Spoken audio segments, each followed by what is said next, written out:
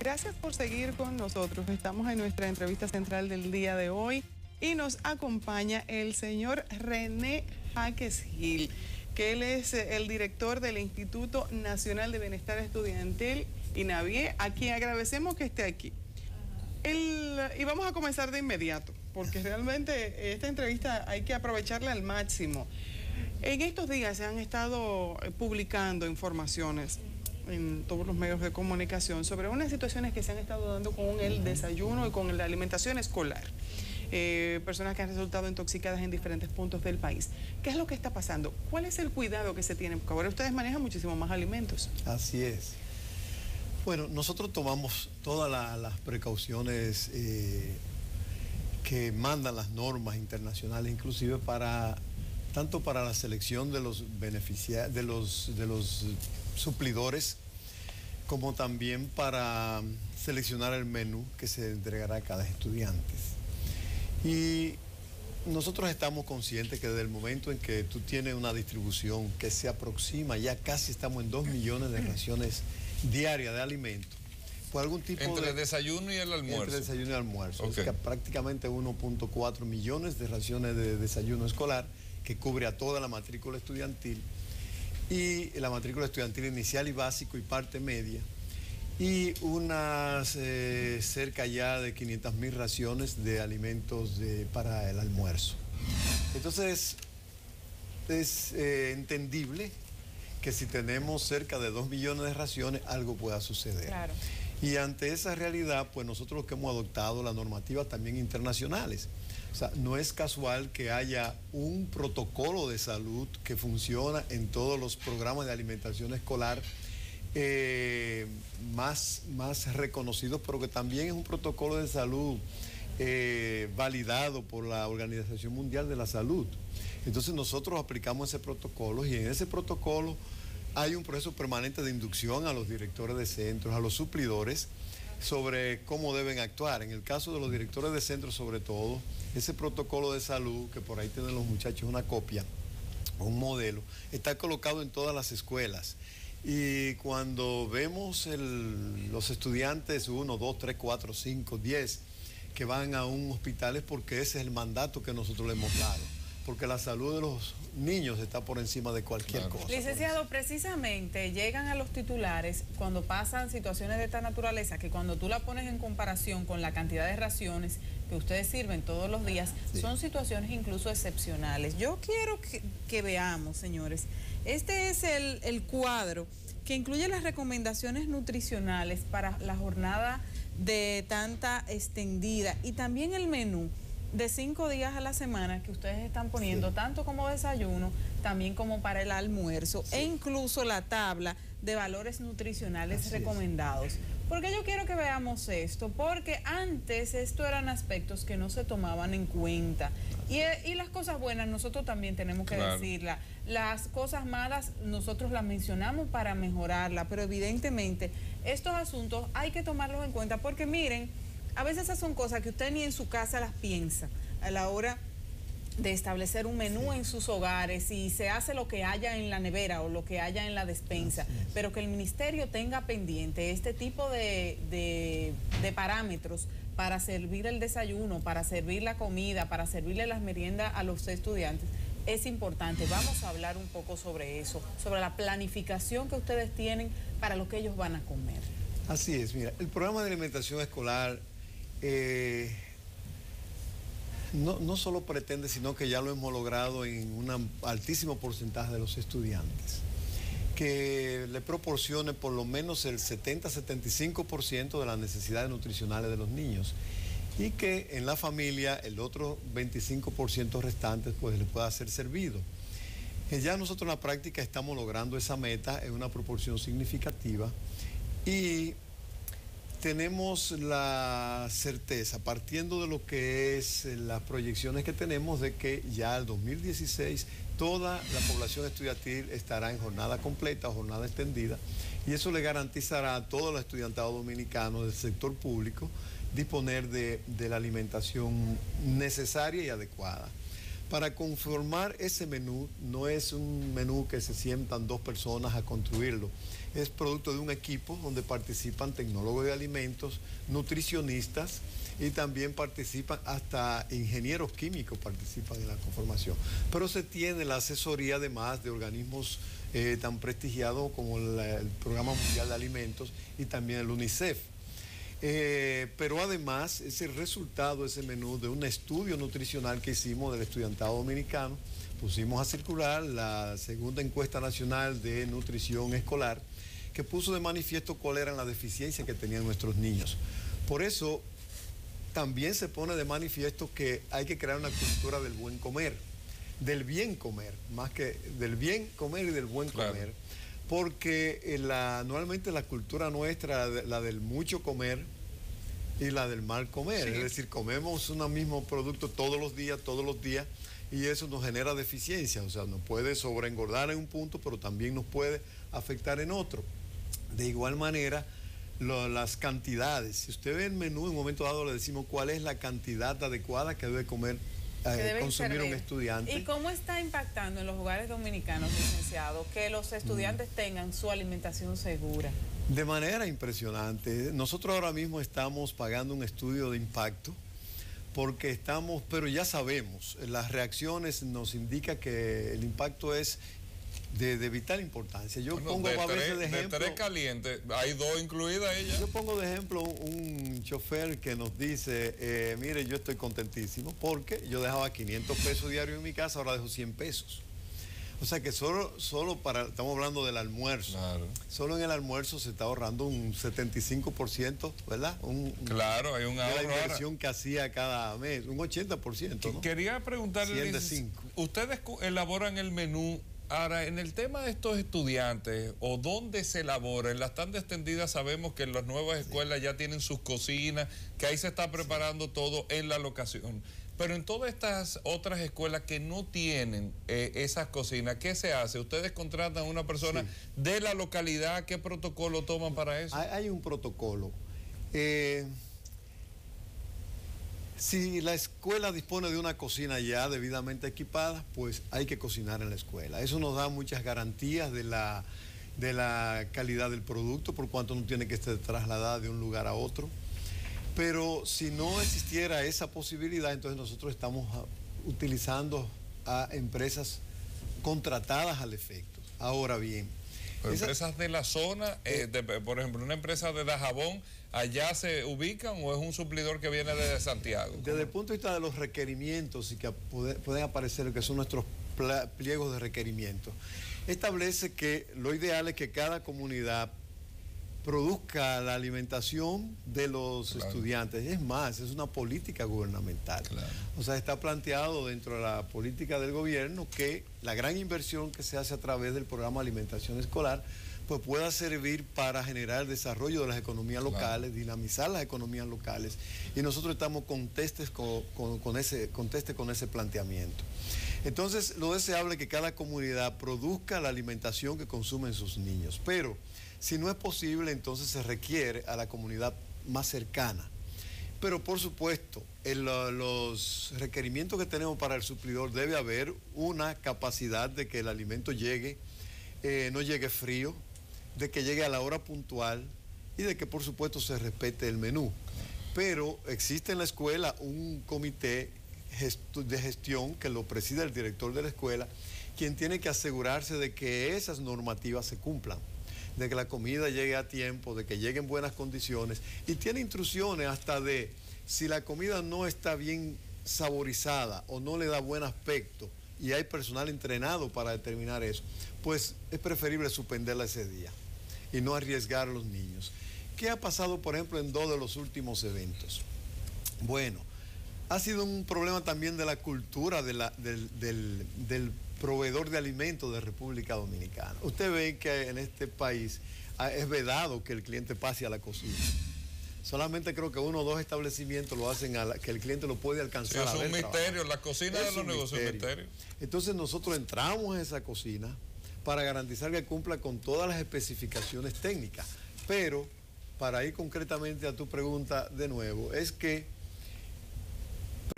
la comunidad que se generen en la comunidad. Si no es posible, la más cercana, porque al fin y al cabo los niños tienen que estudiar, tienen que almorzar, tienen que desayunar. Y si no si es la más cercana, tiene que darnos las garantías suficientes de que pueda hacerlo. Y yo le comentaba que los dos eventos últimos tienen que ver con esa cultura del no estar acostumbrados, sobre todo en el interior del país, si ustedes se dan cuenta, casi todos son en el interior, de cocinar 100 libras de arroz de un tirón, claro, o cocinar 50 libras de carnes de un tirón. Entonces, ¿qué pasó en esos casos? Que los chefs o los encargados de cocina sazonaban la carne con mucho tiempo de anticipación, pero además la sazonaban con cebolla. Y los especialistas, los tecnólogos de alimentos nuestros han educado a estos suplidores de que no se puede sazonar con cebolla con varias horas de anticipación, sino que la cebolla se usa en el momento de cocer el producto. Claro, el artículo. Es un proceso complejo. La cebolla a su vez genera fermentación, claro, y olor desagradable.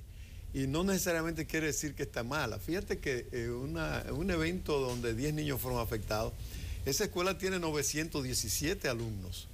Y solo 10 reaccionaron. Pero en un primer evento que habían dos personas que reaccionaron, y ustedes en el protocolo de salud dice que 2 personas que reaccionen más o menos igual es suficiente para nosotros llevarlo al médico. Bueno, porque resultó que una niña es alérgica a la lactosa, o sea, tomó leche y no podía tomarla. Y la otra, lamentablemente, una niña falsémica que está en un tratamiento que no podía consumir también ese producto en ese momento. Claro. Entonces, ese tipo de situaciones se dan. Y yo les digo a ustedes, nosotros nos hemos preocupado para decir estas cosas, y cada vez que alguien como ustedes nos invita, pues asistimos con muchísimo gusto, porque creo que estamos contribuyendo, porque es una revolución, no solo educativa, sino revolución en el buen comer. Usted ve que a veces los niños no quieren el viernes, pero si usted se da cuenta, los viernes hay los mangú. Viernes son los mejores días. Estoy viendo aquí. No, pero hay que meterle pizza a esto. Hay un viernes que hay mangú. Debería ser los lunes. Mira, Lisa, hay bistec, hay macarrones, está buena, sí, la opción. Pero hay un día que tiene mangú de guineíto verde o plátanos con carne y cosas como eso. Y a ellos no les gusta mucho el mangú a las 12. Entonces tenemos también un elemento de cultura. Pero a veces no solo en los niños, los mismos profesores tampoco les gusta. Entonces tenemos que estar, el departamento de nutrición está permanentemente educando, desde el suplidor, los profesores, los directores y también a los alumnos sobre la importancia. Aquí mucha gente piensa que si no come arroz a las 12 definitivamente no come. No, una ensalada con carne no es comida. Pero hay un aspecto que me interesa bastante y es el que tiene que ver con las cocinas. Usted mencionaba sobre la higiene y los requerimientos que debe tener una cocina. Pero una de las quejas de la que hablan muchas personas que tienen sus niños en las tandas extendidas es que las cocinas no están equipadas, que hay muchos aspectos que todavía faltan de equipamiento en esos planteles que se supone que los muchachos pasen mucho más tiempo. Quisiera que habláramos sobre eso, pero debemos hacer una pequeña pausa. Vamos a la pausa y ya regresamos.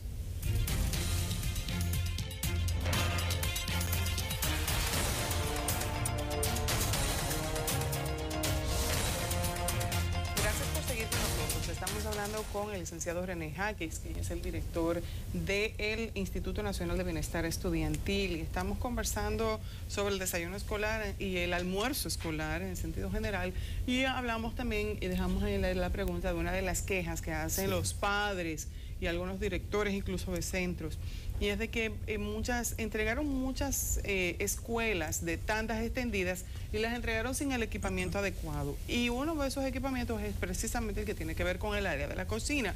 ¿Cómo se están haciendo? Porque la elaboración de esos alimentos es vital para el buen procedimiento en las tandas extendidas. Sí.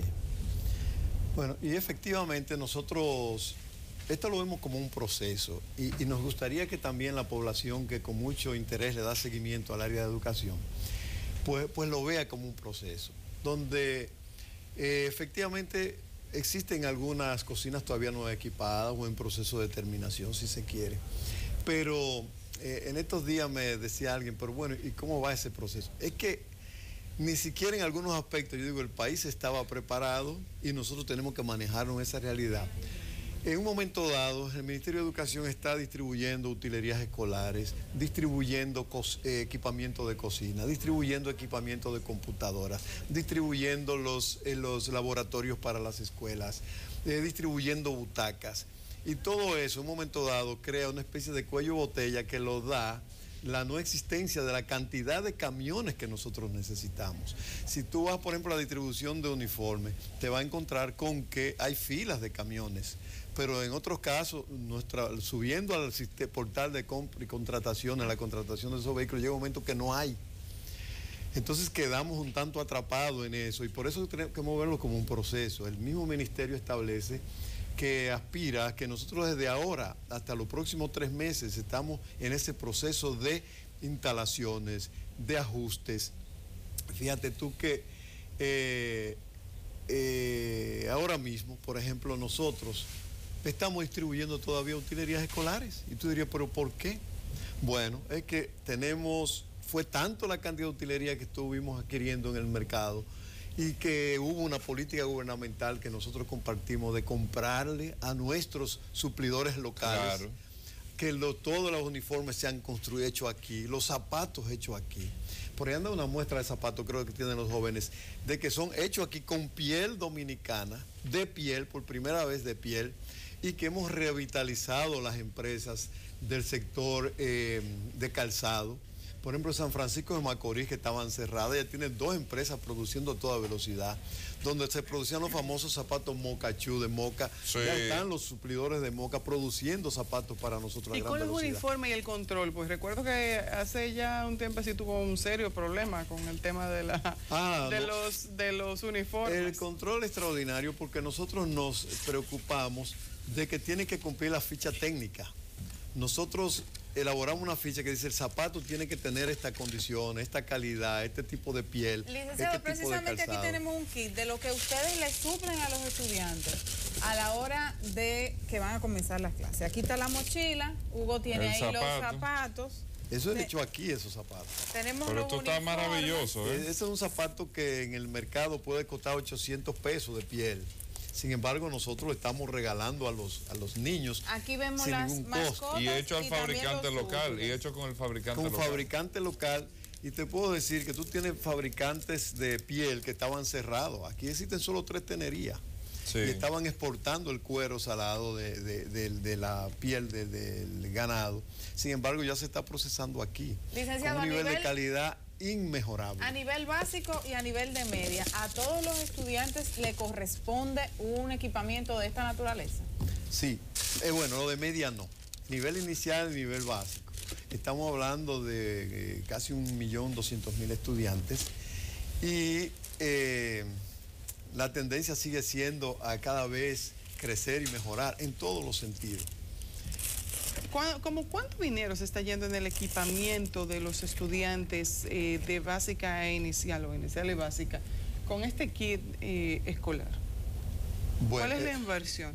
Actualmente es una inversión, yo te diría que ronda los 800 millones de pesos, porque en este caso nosotros estamos distribuyendo, hicimos una licitación, la más reciente, que implicó 608 millones de pesos, y al final del año pasado iniciamos una con intención de sumar a la que tenemos ahora mismo, que fue de unos 300 y tantos millones de pesos. O sea, ronda los 9 millones de pesos, 900 millones de pesos. Y el otro aporte que se hace a la familia a través de bienestar estudiantil es el del almuerzo y la merienda y el desayuno escolar, que ya hizo una inversión pesada.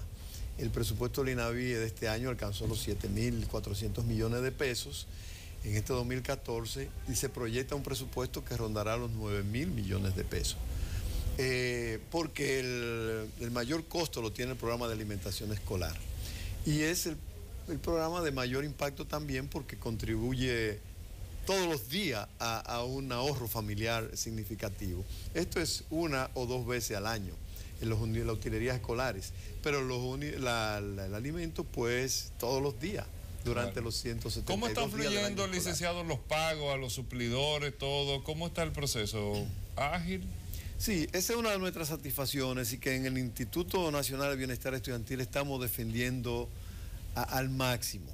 Y es que nosotros hemos rescatado una confianza extrema de los suplidores. Es más, hasta eso nos ha generado también un deseo enorme, o un deseo que casi desborda nuestras instalaciones, de personas interesadas en ser suplidores de los programas del INAVIE, de todos los programas del INAVIE.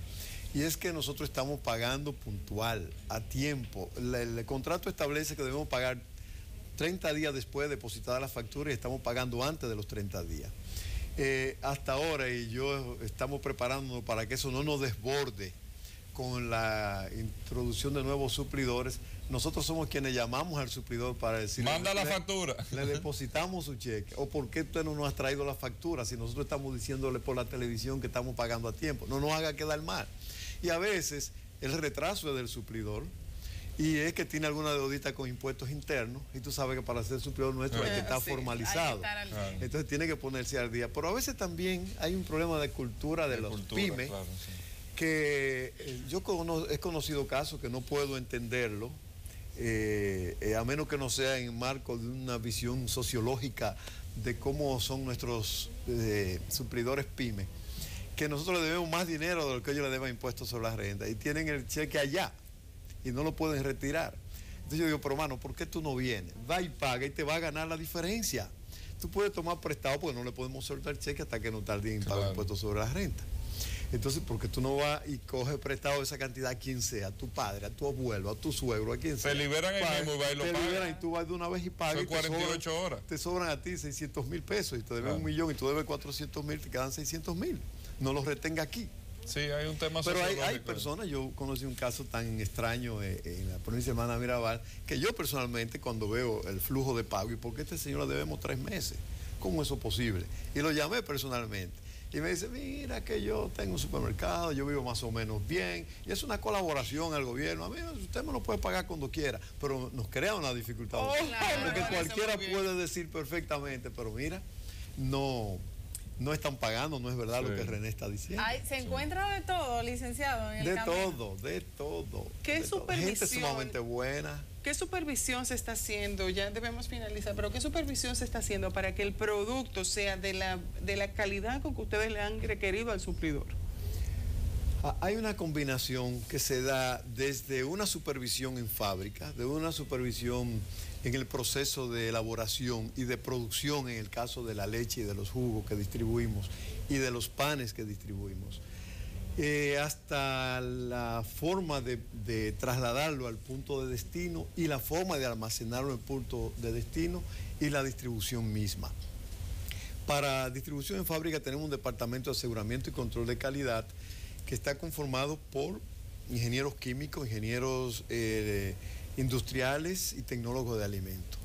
En ese departamento se visitan las fábricas periódicamente en base a unas muestras aleatorias, pero que deben garantizar que cada empresa por lo menos un mes sea visitada. Y visitada de manera sorpresiva, no que le decimos al suplidor mañana vamos para allá, sino que es visitada como una inspectoría, y es un personal profesional de muy alta calificación. Son todos profesionales. Entonces tenemos la supervisión en centros ya, cómo almacenar los contenedores de leche, que hay una normativa, no puede haber más de 5 uno encima de otro, para evitar que la presión le genere calor y abombarse, como decimos, o fermentarse. Allá en la escuela deben chequear, asegurarse que la fecha de vencimiento es la adecuada, asegurarse que en el caso de la leche también, que el cartón no muestre algún nivel de corrupción o de a veces le cae agua como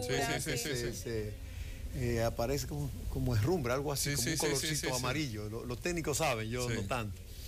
Y también, cuando se trata de alimentos cocidos, deben olerlo, la leche, oler también la comida. Tuve en 2 ocasiones, no se han comido la carne por olor a cebolla excesiva. Y algunos han dicho: no es nada, eso es cebolla, y se la comen, pero algo le pasa. Entonces hemos preferido, si no huele adecuadamente bien, no la sirva. Eso que hizo un profesor en ASO ayer, que salió en primera plana, eso es normal, esas son las instrucciones que tiene.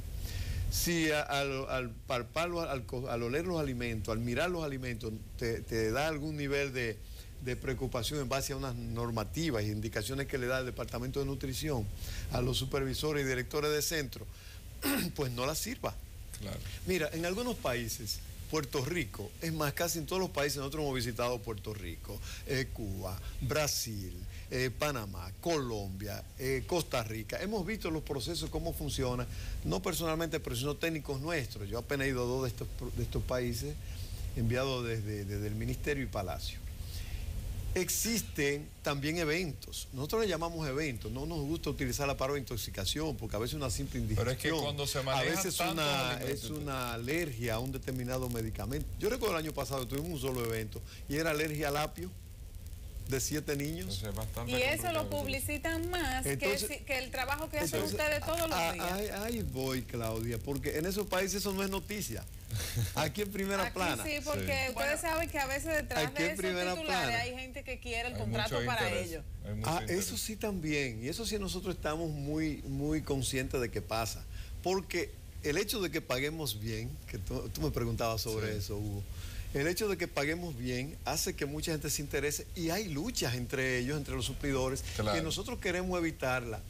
Y sin duda lo vamos a evitar porque ya lo evitamos en el área de la leche, de los jugos, de los panes, de la galleta nutritiva y de la galleta salada.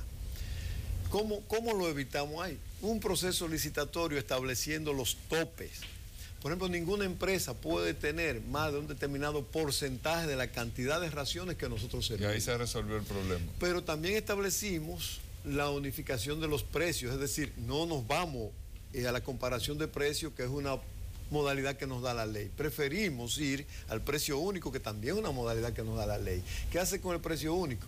Que todos tienen oportunidad de participar. No hay luchas entre ellos, porque bueno, lo que hay que meter en el sobre B de la licitación no es yo te voy a poner el pan a 2 pesos o a 2,50, sino lo que meten en el sobre B, bajo declaración jurada, un documento que dice yo acepto el precio que ustedes están ofertando por la unidad de pan y acepto que sea vigilada semestralmente en atención a cómo se comporta la tasa de inflación conforme lo establece el Banco Central y a cómo esto influye también en los insumos que intervienen en el pan. Maravilloso. Que dicho sea de paso, el pan que nosotros servimos no es el pan común.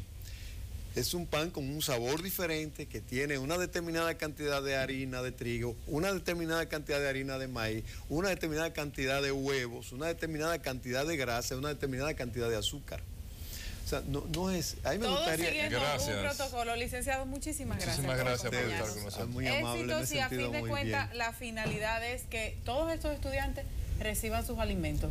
Y así definitivamente hay que reconocer el trabajo del instituto. Señores, hasta aquí la entrevista central del día de hoy. Nosotros nos vamos a una pausa y enseguida regresamos con más de Enfoque Matinal.